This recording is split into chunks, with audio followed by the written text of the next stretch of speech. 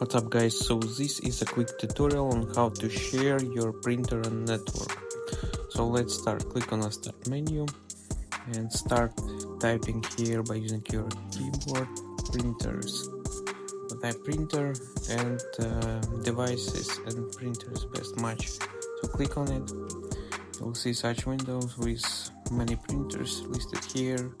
If you do not see it, expand. So here is the printers, just expand it.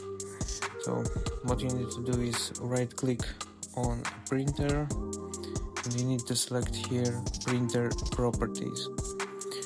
Don't make mistakes and don't click on the properties. You need to click on printer properties and you need to go to sharing tab, and here you need to put tick share this printer. So once done, you need to you should check this render print.